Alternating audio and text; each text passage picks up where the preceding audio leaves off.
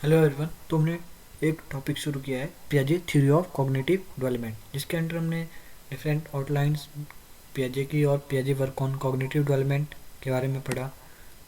फिर हमने जो की concept used for the building of this theory जो कि पियाजे ने यूज़ किए थे उनके बारे में पढ़ा, जो कि रहते हैं हमारे पास स्कीमाज, असेमिलेशन, अकोमोडेशन, ठीक, और इक्विलिब्रेशन। अब आज हम स्टार्ट करेंगे 4 stages of cognitive development given by पियाजे। तो जो different stages of cognitive development given by पियाजे रहती है, फर्स्ट रहती है सेंसरी मोटर, फिर रहती है प्री ऑपरेशनल, फिर आती है कंक्रीट ऑपरेशनल एंड फिर आती है लास्ट बनाती है फॉर्मल ऑपरेशनल। तो जो हमारी सेंसरी मोटर स्टेज रहती है वो रहती है 0 से लेके 2 साल की एज तक, ठीक है। उसके बाद हमारे पास जो प्री ऑपरेशनल स्टेज आती है उसका जो टाइम पीरियड रहता है वो रहता है हमारे पास 2 से 7 साल। और जो कंक्रीट ऑपरेशनल स्टेज आती है उसका जो टाइम पीरियड रहता है वो रहता है हमारे पास 7 to 12 ईयर्स। और फॉर्मल ऑपरेशनल 12 साल से ऑनवर्ड, ठीक है। तो ये हमारे पास 4 main stages of cognitive development जो कि पियाजे ने दी थी, और इन हर एक के स्टेजेस के अपने सब स्टेजेस रहती हैं, और हर एक कॉग्निटिव डेवलपमेंट स्टेज का एक सेट ऑफ इंटेलेक्चुअल अपना एक particular set of intellectual activities या करेक्टरिस्टिक्स रहता है। तो अब हम शुरू करते हैं। हमारी जो फर्स्ट स्टेज आती है वो रहती है हमारे पास सेंसरी मोटर स्टेज। तो ये स्टेज हमारी 0 से लेके 2 साल तक की एज तक रहती है।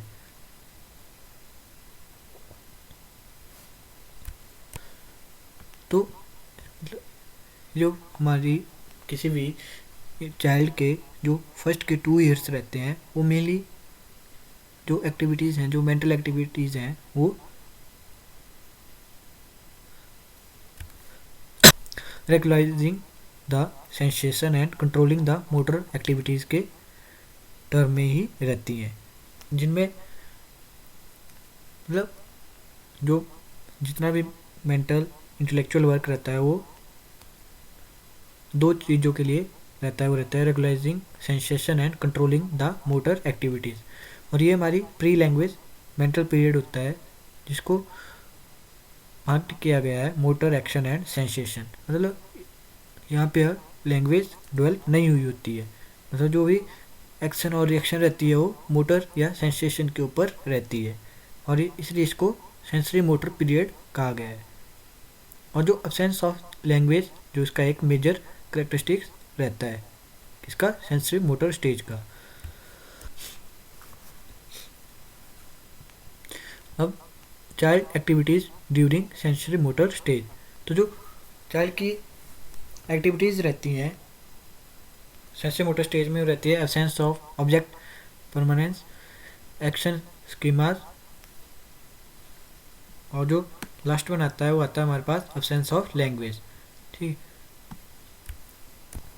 अगर हम बात करें एब्सेंस ऑफ ऑब्जेक्ट परमानेंस, मतलब जब कोई भी बच्चा होता है वो मतलब न्यूली बॉर्न होता है, अगर वो अपने किसी भी खिलौने के साथ खेल रहा है, ठीक है, एग्जाम्पल कंसिडर कर रहे हैं हम, तो अगर हम वो उसके खिलौने को उठा के कहीं छुपा देते हैं और उसकी नज़रों से मतलब उसको छुपा देते हैं, मतलब उसको दिख नहीं रहा है, तो जो बच्चा है उसको थोड़ी देर के बाद वो लगेगा कि वो जो उसका जो खिलौना था वो एग्जिस्ट ही नहीं करता है, और वो उसके बारे में भूल जाएगा।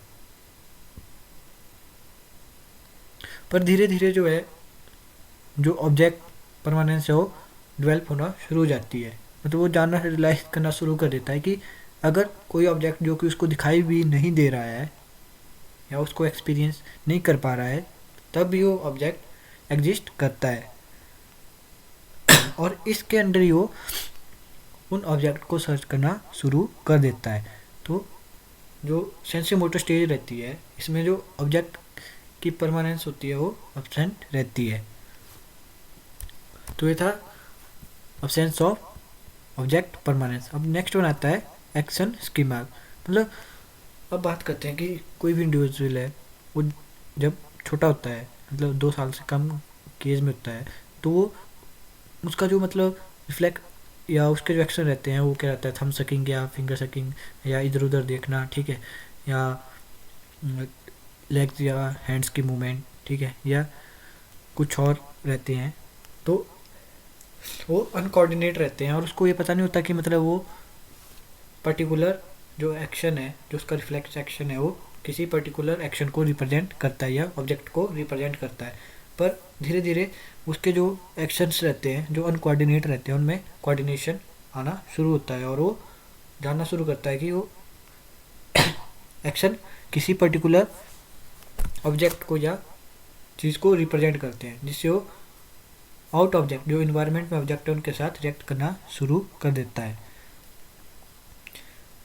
और उनको पता चलता है कि जो उनके अराउंड अलग अलग चीज़ें हैं वो अलग अलग मीन्स ऑफ एक्शन या रिफ्लेक्स एक्शन हो सकता है, और पियाजे इनको क्या बोलता है, एक्शन स्कीमास। तो ये था हमारे पास एक्शन स्कीमास। अब बात करते हैं next one, absence of language. तो सेंसरी मोटर स्टेज में जो है मतलब लैंग्वेज डेवलपमेंट नहीं होती है, और वो किसी भी प्रकार की लैंग्वेज जैसे मतलब बोलना नहीं सीखा होता है, तो वो कम्युनिकेट इन्वायरमेंट के साथ नहीं कर पाता है बाई लैंग्वेज, वो अपने रिफ्लेक्स एक्शन के साथ ही कम्युनिकेट करता है। तो हमारे पास सेंसरी मोटर की डिफरेंट सब स्टेजेज आती हैं। फर्स्ट वन आती है रिफ्लेक्सेस, सेकंड वन आती है primary circular action, next one आती है secondary circular reaction, fourth one आती है coordination of secondary circular reaction, and fifth one आती है टेरिटरी सर्कुलर रिएक्शन, और सिक्स्थ वन आती है सिंबॉलिक मेंटल रिप्रेजेंटेशन। तो अब हम वन बाई वन इनके बारे में पढ़ते हैं। तो जो रिफ्लेक्सेस होती है 0 से 1 मंथ, मतलब इसमें क्या होता है कि मतलब जो चाइल्ड है सिर्फ रिफ्लेक्सेस ही यूज़ करता है। अब इसमें मतलब अगर हम किसी भी बच्चे के हाथ के पास कोई भी ऑब्जेक्ट को रखेंगे तो उसको ऑटोमेटिकली ग्रैब कर लेगा। तो these reflexes are the sole function of keeping the child alive. ठीक है, नेक्स्ट वन आता है हमारे पास प्राइमरी सर्कुलर एक्शंस।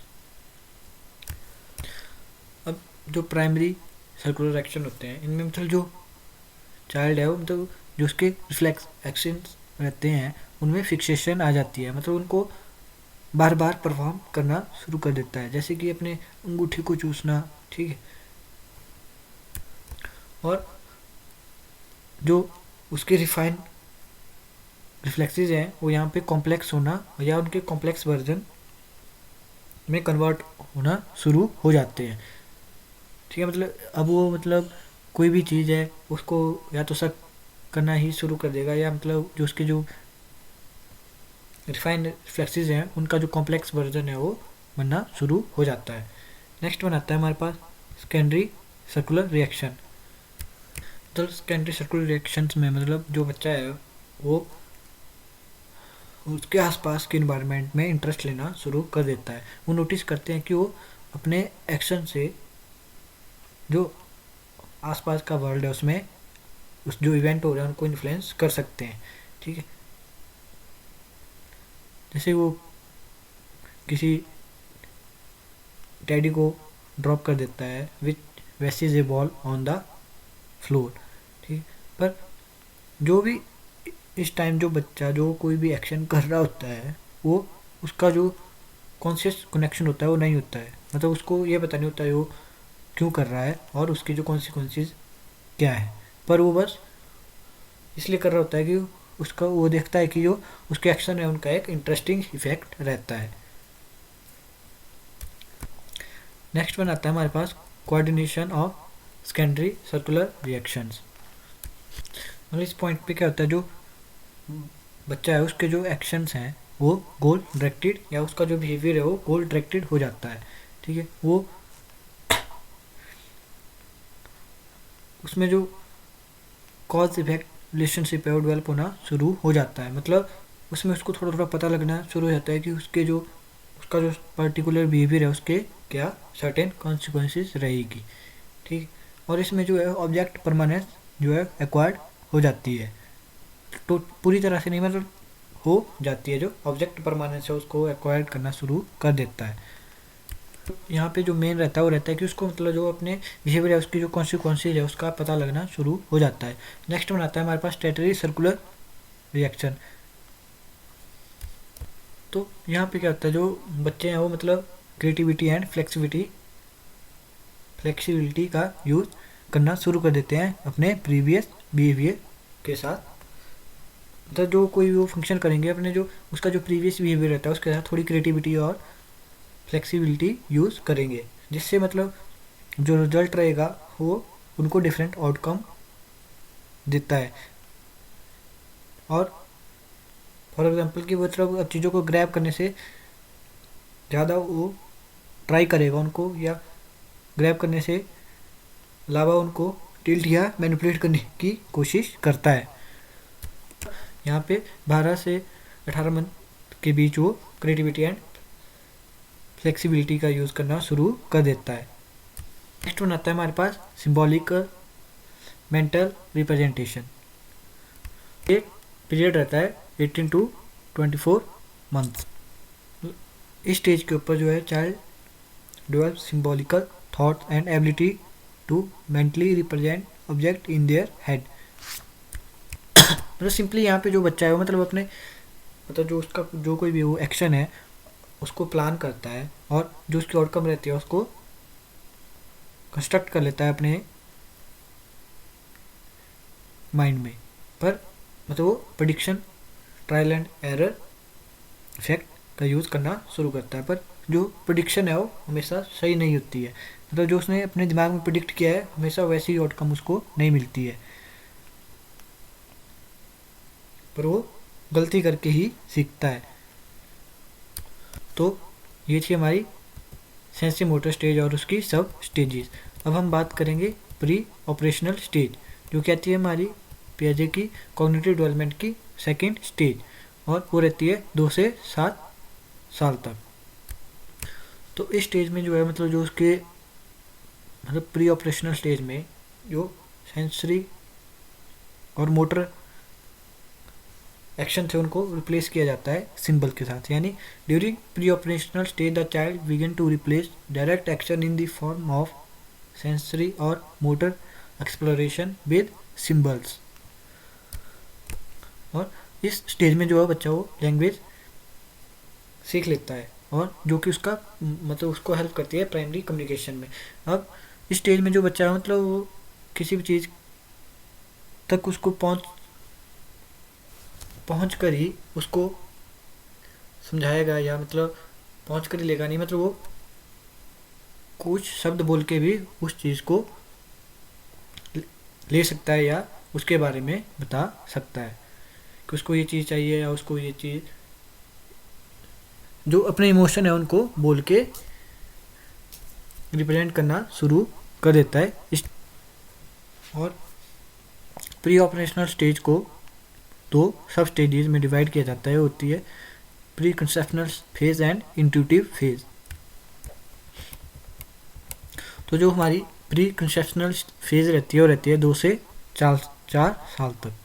तो प्री कंसेप्शनल फेज में क्या होता है, मतलब जो बच्चे के जो कंसेप्ट फॉर्म होना शुरू हो जाते हैं 2 से 4 साल की एज तक, और वो बच्चों को इसमें जो बच्चा है वो एबिलिटी डेवलप कर लेता है आइडेंटिफाई एंड क्लासीफाई ऑब्जेक्ट। और इस स्टेज के जो मेन करेक्टरिस्टिक्स रहते हैं वो रहते हैं representational thought, transductive reasoning, identify object by their name, symbolic play. तो ये इसके डिफरेंट, और egocentrism and deferred imitation इसके जो है वो डिफरेंट करेक्टरिस्टिक्स रहते हैं इन प्री कंसेप्शनल फेज के। तो जो हमारी रिप्रेजेंटेशनल थॉट वाला करेक्टरिस्टिक्स होता है इसमें मतलब जो बच्चा है वो अपने जो मतलब एबिलिटी डेवलप कर लेता है मेंटल सिंबल के अकॉर्डिंग ऑब्जेक्ट और इवेंट्स को रिप्रेजेंट करने की, जो कि उस टाइम प्रेजेंट नहीं होते हैं। मतलब वो चीज़ों को समझने के लिए अपने दिमाग में उनकी मेंटल पिक्चर बनाना शुरू कर देता है, और जो उसकी जो थिंकिंग रहती है वो कभी कभी मतलब जो रियलिटी है उससे कई बार रियलिटी से बहुत ज़्यादा दूर हो जाती है, और वो living and non living object के अंदर डिफ्रेंशिएट करने में असमर्थ रहता है। मतलब उसके जो थॉट्स हैं या सिंबल हैं वो सिंबॉलिकल रिप्रेजेंटेशन शुरू हो जाती है, पर वो living and non living object के अंदर अभी डिफ्रेंशिएट नहीं कर पाता है। उसके बाद आता है हमारे पास डिडक्टिव रीजनिंग। मतलब जो किसी भी बच्चे की जो थिंकिंग है वो इलॉजिकल रहती है इस स्टेज के ऊपर, और वो ना तो इंडक्टिव होती है ना डिडक्टिव रहती है। ठीक है, उसका नेचर जो है वो ट्रांस डिडक्टिव रहता है। मतलब अगर कोई बच्चा है, ठीक है, अगर वो किसी मान लेते हैं वो जानवर देख रहा है जिसकी 4 टांगे और एक पूंछ है, और वो उसकी जो मतलब बॉडी है वो बहुत बड़ी है, और हम उसको बोलते हैं कि ये कऊ है, ये गाय है। तो अगर वो आगे जाके किसी मतलब बफेलो को देखता है, हॉर्स को देखता है, या लॉयन को देखता है, किसी को भी देखता है जिसकी 4 टांगे और एक पूंछ है और वो बहुत बड़ा है, तो उसके लिए वो कऊ है। वो मतलब उसके लिए जो कोई भी जानवर जिसकी 4 टांगे और एक पूंछ है वो उसके लिए कऊ ही रहेगा, क्योंकि उसको हमने ऐसा ही बताया है कि जब उसके सामने कऊ आई थी हमने बोला था कि इसकी उसने देखा कि इसकी 4 टांगे और एक पूंछ है और बहुत बड़ा शरीर है, तो उसके लिए सभी ही अब जो उससे सेम सेम रहते हैं, रिजेंबल करते हैं, उसके लिए कऊ ही है। है हमारे पास identify object by their name. अब जो बच्चा है मतलब जो ऑब्जेक्ट रहते हैं उनको उनके नाम के साथ आइडेंटिफाई करना शुरू कर देता है, पर जो उसके जो कंसेप्ट फॉर्मेशन है वो और जो आइडेंटिफिकेशन रहती है वो गलत ही यूजली उनमें गलतियाँ होती हैं। मतलब वो किसी भी जो जैसे मान लेते हैं कि उसके किसी भी चिल्ड्रन है, उसके पापा की जो बड़ी दाढ़ी है और उसके वो हेल्दी है, तो उसके लिए जो कोई भी इंसान है जिसकी थोड़ी दाढ़ी और हेल्दी है उसके लिए वो डैडी हो जाएंगे। और जो गर्म वो किसी और लेडीज़ वुमेन को देखता है जो उसकी मदर से रिजेंबल करती हैं, तो उसके लिए वो मम्मी हो जाती है। ठीक है, तो मतलब जो उसकी जो कॉन्सेप्ट फॉर्मेशन है वो गलत रहती है इस और आइडेंटिफिकेशन में मिस्टेक होती रहती है। नेक्स्ट वन आता है हमारे पास सिंबॉलिक प्ले।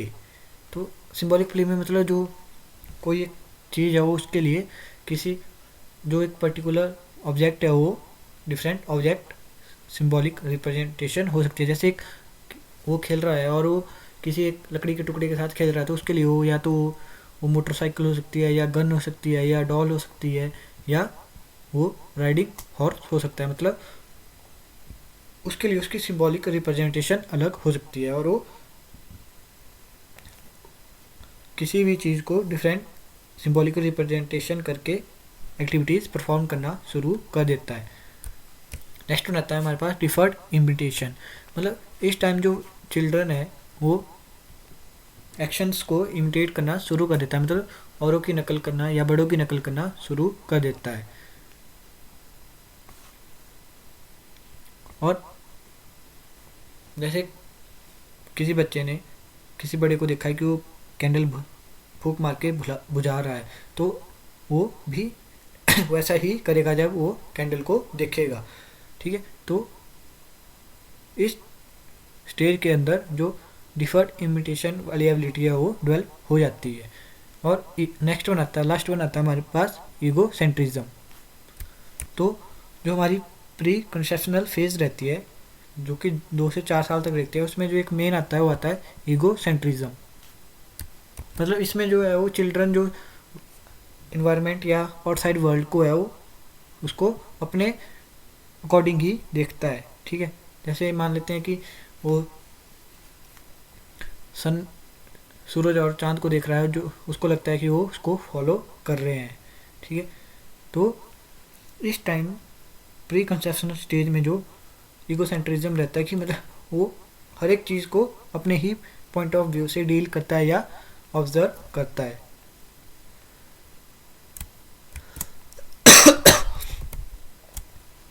और हमारे पास प्री ऑपरेशनल स्टेज की जो नेक्स्ट सब स्टेज आती है वो आती है हमारे पास इंट्यूटिव फेज।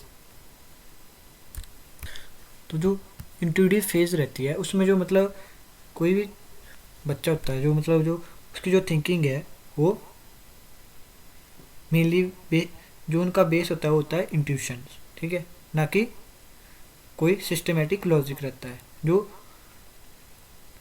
थिंकिंग का बेस होता है इस स्टेज में वो रहता है इंट्यूशंस। और इंट्यूटिव फेज में जो बच्चा है एग्जांपल मतलब उसके जो कॉन्सेप्ट फॉर्मेशन है वो थोड़ी एडवांस लेवल की हो जाती है, ठीक है। जो उसके कॉन्सेप्ट है वो थोड़े एडवांस लेवल तक फॉर्म होना शुरू हो जाते हैं, मतलब वो चीज़ों को थोड़ा एडवांस लेवल के ऊपर समझना शुरू। पर जो अंडरस्टैंडिंग रहती है वो totally dependent upon intuition not systematical logics. और इस स्टेज में जो बच्चा है मतलब ये समझना शुरू कर देता है कि जो कोई भी चीज़ है, ठीक है, उसकी जो विजुअल अपीयरेंस को चेंज करने से उसकी जो फिजिकल प्रॉपर्टीज़ हैं वो चेंज नहीं होती है, ठीक है।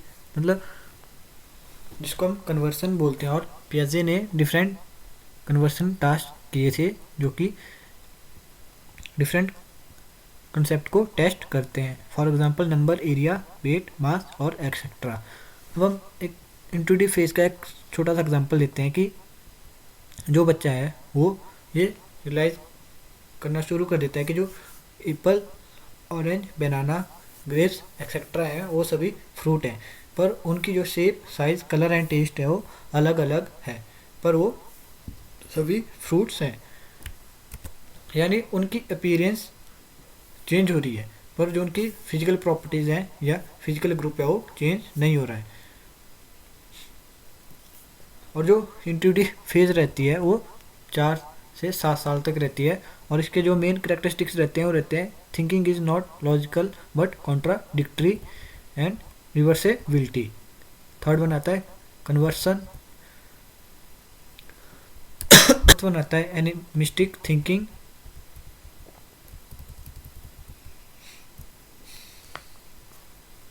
तो अब हम जो इंट्यूटिव फेज की जो फर्स्ट करेक्टरिस्टिक रहता है thinking is not logical but contradictory. मतलब जो इसमें इस स्टेज में होता है जो बच्चे की जो थिंकिंग होती है वो लॉजिकल नहीं होती है और वो फुल ऑफ कॉन्ट्राडिक्शन होती है। कि वो क्यों होती है? क्योंकि मतलब उसकी जो थॉट परमानेंस है वो फुल्ली डेवलप नहीं होती है। मतलब वो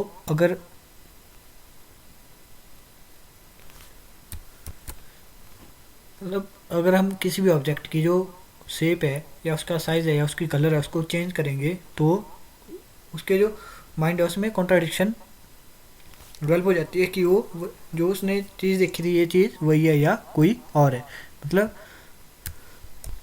अभी भी ऑब्जेक्ट परमानेंस उतनी इफेक्टफुली डेवलप नहीं हुई होती है, इसलिए जो उसकी जो थिंकिंग है वो लॉजिकल नहीं होती है पर कॉन्ट्राडिक्टरी होती है। नेक्स्ट वन आता है रिवर्सिबिलिटी। रिवर्सिबिलिटी मतलब किसी भी चीज़ के उल्टा सोच, मतलब उल्टे में भी सोचना। मतलब इसमें जो जो बच्चा रहता है मतलब अनेबल रहता है किसी भी जो हमारी प्री ऑपरेशनल स्टेज रहती है वो उसमें जो रिवर्सिबिलिटी हो डेवलप नहीं होती है, ठीक है। रिवर्सिबिलिटी डेवलप हम मान सकते हैं कि तब हुई है जब वो ऐसा सोचे कि 5 को हम 3 + 2 भी लिख सकते हैं और जो 2 है उसको हम 5 - 3 भी लिख सकते हैं। पर प्री ऑपरेशनल स्टेज में ये चीज़ डेवलप नहीं हुई होती है। और एक रिवर्सिबिलिटी का एक छोटा सा एग्जांपल लेते हैं कि रिवर्सिबिलिटी मतलब वो कब डेवलप होगी है या कब डेवलप नहीं हुई है। अगर कोई इंडिविजुअल है, कोई चाइल्ड है, अगर वो उसके लिए मतलब मान लेते हैं कि एक ए पॉइंट है और दूसरा बी पॉइंट है, अगर उसके लिए मतलब वो यहाँ पे कॉन्ट्राडिक्ट या उसकी जो थिंकिंग है वो रहती है कि वो ए से बी तक मूव कर सकता है और बी से ए तक मूव नहीं कर सकता है, तो उसमें जो रिवर्सिबिलिटी है वो डेवलप नहीं हुई है। अगर उसको लगता है कि वो ए से बी और बी से ए की तरफ मूवमेंट कर सकता है, तो मतलब उसमें रिवर्सिबिलिटी डेवलप हो गई है। और रिवर्सिबिलिटी का एक और एग्जांपल ले लेते हैं कि जो चिल्ड्रन और रियलाइज कर लेता है कि जो उसके भाई हैं, तो जो उसके लिए भाई हैं वो उनके लिए भी वो भाई ही है। नेक्स्ट वन आता है हमारे पास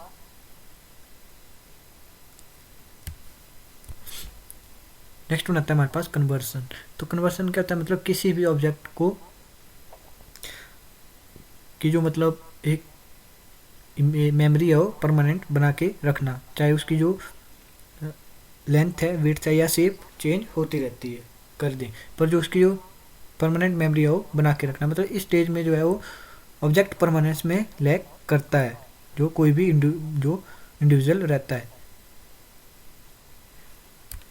यानी इंट्यूटिव फेज में जो है वो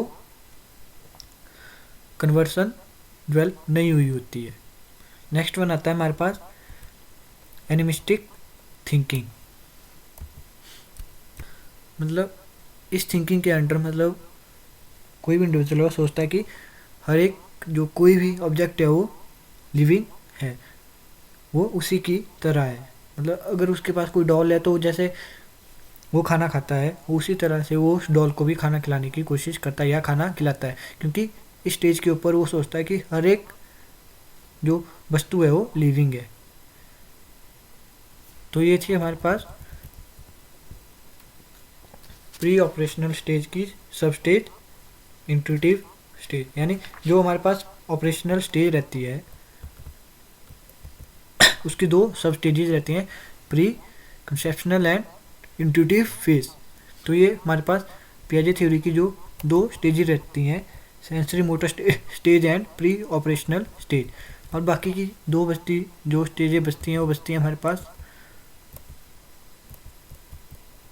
concrete operational stage and formal operational stage. तो इनको हम अपनी नेक्स्ट वीडियो में डिस्कस करेंगे। Thank you.